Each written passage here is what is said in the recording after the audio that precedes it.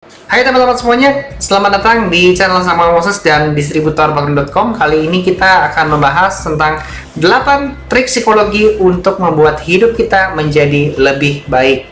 Menarik? Nah teman-teman, jadi ketika kita menguasai 8 trik ini ya, sebenarnya ini saya bahasnya bukan hanya ngomongin trik psikologi, bukan hanya trik untuk membangun koneksi aja, membangun pertemanan, tapi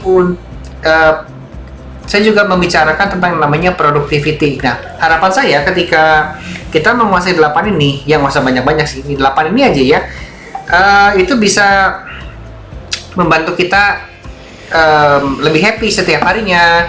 Terus masalah hubungan, relationship yang tadinya dingin, mudah-mudahan bisa lebih teratasi ya.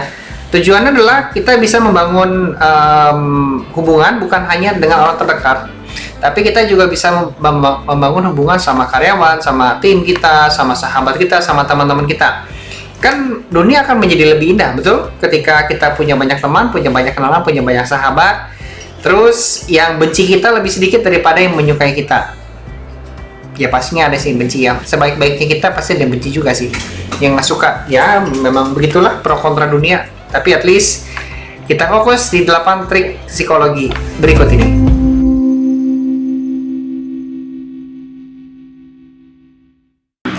Oke, sekarang sudah ada di layar presentasi.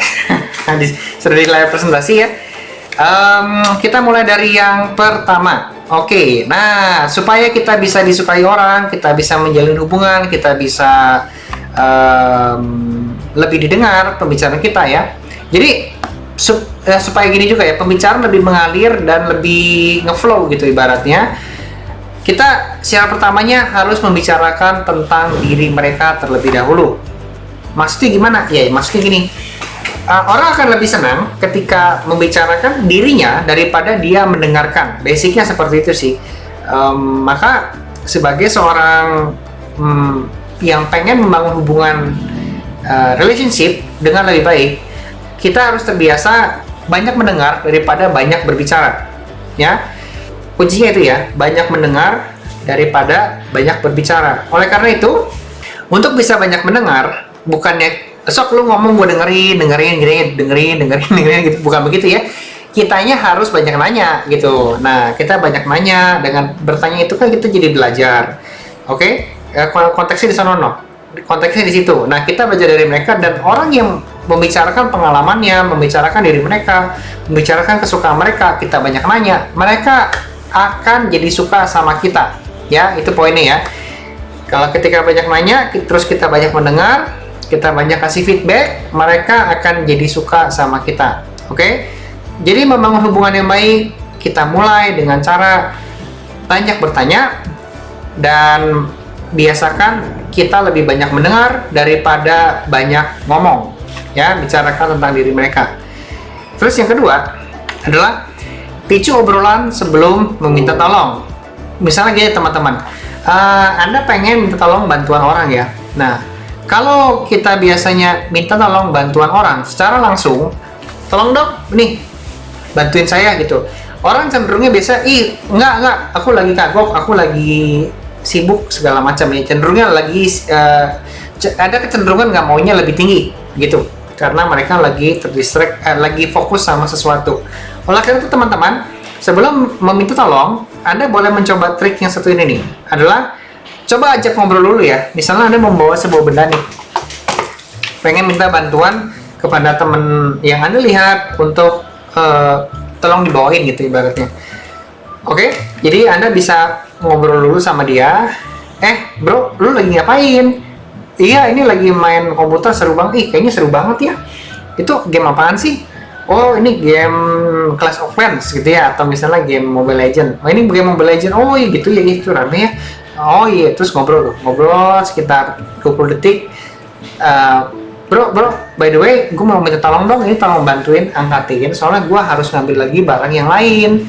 Ini tolong bantuin ya, tolong taruh di sana ya, boleh ya, bro ya, makasih banget nih. Nah, seperti itu teman-teman ya. Jadi sebelum minta tolong, ajak ngobrol dulu orang itu supaya dia mau nolongin kita ya.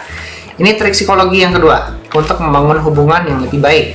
Nah, sekarang trik psikologi yang ketiga adalah berkaitan dengan produktivitas. Oke, mengunyah permen karet untuk menstimulasi otak kita.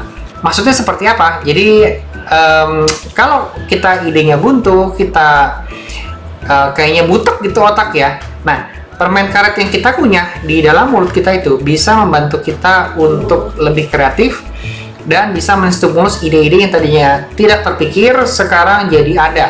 Oke?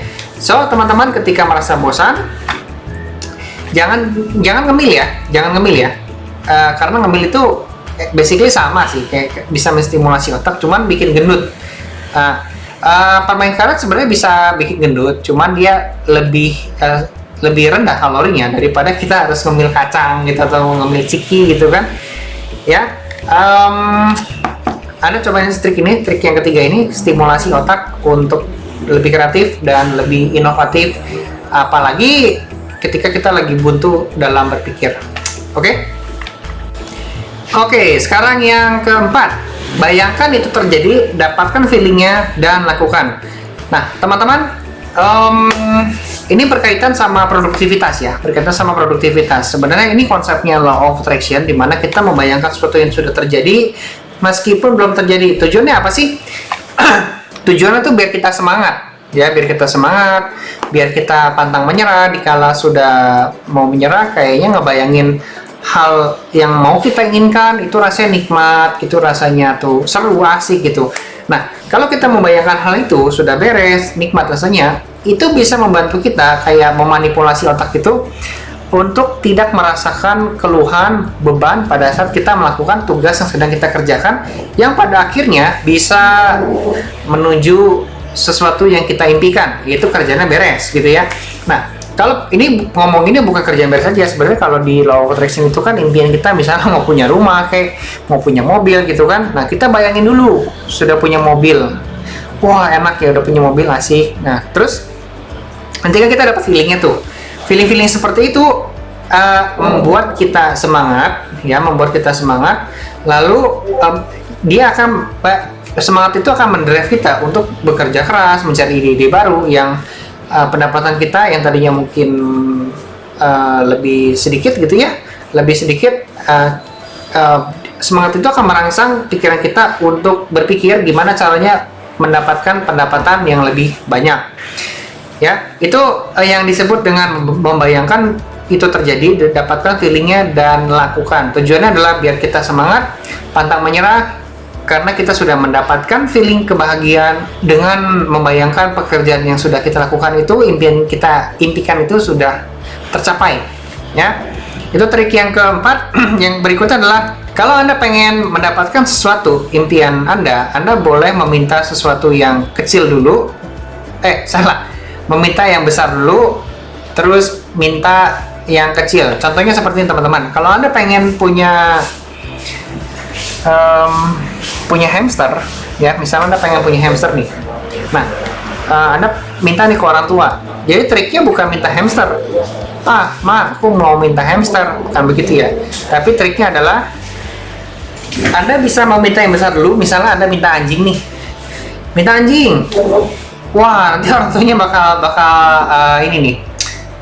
protes. Aduh, jangan ada anjing di rumah, nanti berantakan rumahnya, nanti bikin kotor, nanti kencing sembarangan segala macam. Nanti biasanya kita akan didebat terlebih dahulu. Nah, teman-teman bisa minta, ya udah pak, ya udah mah, kalau gitu saya minta hamster aja deh. Kan hamster cuma di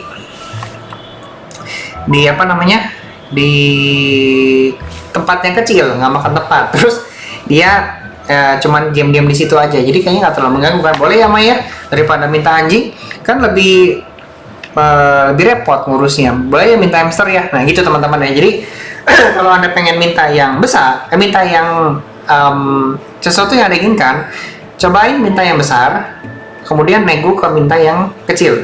Oke? Itu trik psikologi dalam meminta. Lalu yang berikutnya, teman-teman bisa mengingatkan seseorang ketika mereka sedang kelelahan dengan mendistraksi. Ini adalah salah satu trik untuk membangun hubungan. ketika kita care sama teman kita, seringkali tuh begini teman-teman, kalau kita care nih ya, kita peduli sama mereka, mereka tuh nggak ngeh, mereka peduli sama kita itu peduli sama mereka. Jadi untuk bisa ngeh, membuat mereka ngeh adalah dengan cara mendistraksi. Contoh, Anda punya teman yang hobi main game, ya, Anda punya teman hobi main game, namun dia kayaknya udah 2 hari 2 malam nggak tidur karena terlalu seru bermain game. Ya kan, kalau kita sebagai teman kan kita care tuh, aduh nanti jadi penyakit, nanti kenapa, nanti nggak sehat kan, nanti malah masuk rumah sakit karena wah 2 hari 2 malam nggak tidur main game itu sesuatu banget lah, kacau itu.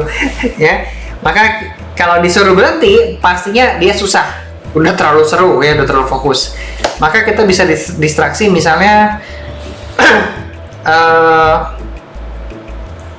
kasih makan ya, misalnya kasih makan, atau misalnya Anda pura-pura pinjam komputernya kayak, atau Anda misalnya pengen ajak dia pergi, pokoknya distraksi sesuatu yang membuat fokusnya teralihkan. Setelah itu Anda coba berdebat sama dia ya, berdebat sama dia. Biasanya tuh kalau berdebat sama dia kan dia nggak punya tenaga, udah kecapean. Nah, setelah dia nggak bisa ngelawan, terus Anda tinggalin. Oke? Intinya setelah Anda melakukan itu, harapannya dia tuh nyadar gitu, oh iya gue tuh capek ya, gue tuh kurang tidur, ngantuk ya, terus dia tidur gitu teman-teman ya. Jadi tujuannya adalah mendistraksi, untuk memindahkan fokusnya dia dari yang terlalu seru main game yang bisa bikin penyakit ke arah membuat dia sadar bahwa dia itu udah kecapean gitu ya. Tujuannya seperti itu ya. Apapun lah distraksinya, itu trik Anda ya. Cuma itu yang tadi saya kasih contoh, semoga itu juga bisa dipraktekkan. Kalau kira-kira nggak pas, yang penting Anda ngerti konsepnya gitu. Yang berikutnya adalah untuk kita bisa disukain orang, kita bisa membangun yang namanya chameleon effect. Oke? Chameleon effect itu adalah efek meniru, efek kesamaan, efek kecocokan gitu ya. Contohnya begini teman-teman, saya nggak tahu ya, Anda pernah mendengar cerita begini nggak? Misalnya ada seseorang yang turis ya dari Indonesia lagi berkunjung ke Dubai gitu, dari Indonesia berkunjung ke Dubai, lalu dia berkunjung nggak sendirian, mungkin sama keluarganya atau sama temannya gitu. Nah, di percakapan itu, kalau sama teman dari Indonesia kan pasti ngomong Indonesia dong, masa ngomong Inggris ya. Ngomong tuh Indonesia berduaan, tiba-tiba ada pedagang pedagang gerobak misalnya, pedagang gerobak lewat, itu ngomongnya Indonesia. Wah, biasanya si pedagang gerobaknya itu akan langsung menyapa, lu dari Indonesia ya?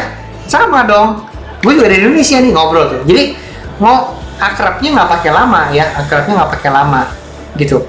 Jadi karena ada kesamaan sama-sama orang Indo, bisa ngomong Indo ya, itu disebut dengan chameleon effect. Tapi kalau kita di Indonesia kan ya, karena sudah terlalu banyak yang bisa, maka itu jadi tidak unik lagi ya.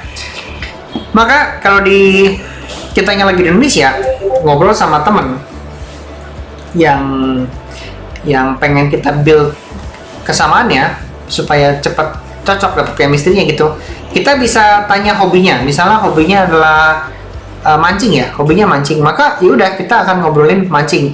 Terus tapi kita tunjukin juga nih antusiasme kita dalam memancing. Nah, karena dia hobi mancing, Anda ada ketertarikan di mancing, itu yang disebut dengan chameleon effect ya.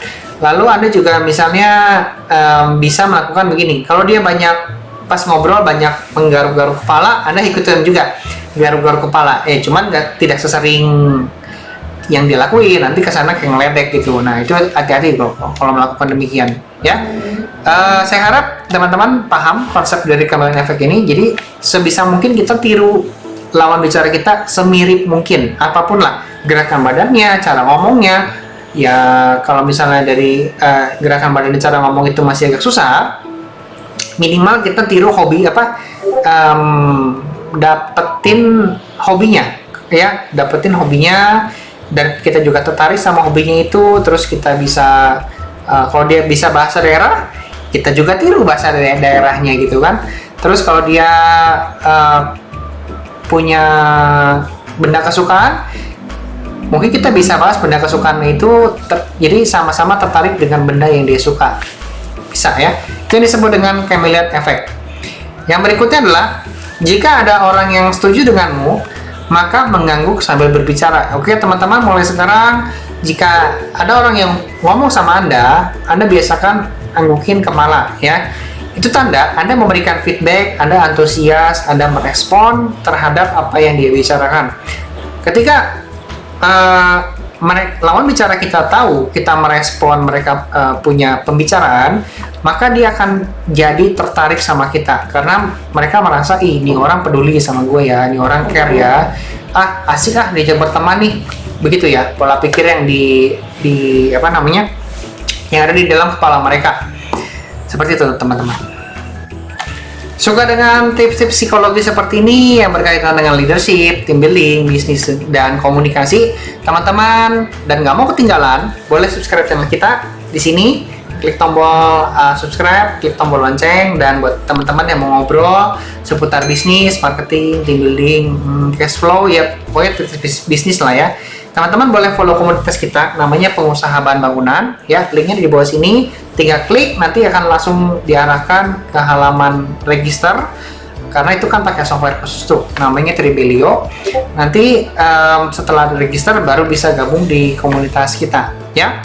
Saya banyak upload video-video yang seputar seperti ini yang bisa meningkatkan self improvement kita, juga pengetahuan kita tentang bisnis biar bisnisnya makin oke dan makin maju ya. Terima kasih teman-teman, sampai jumpa di video berikutnya. Semoga bermanfaat dan salam sukses pengusaha bahan bangunan Indonesia. Bye bye.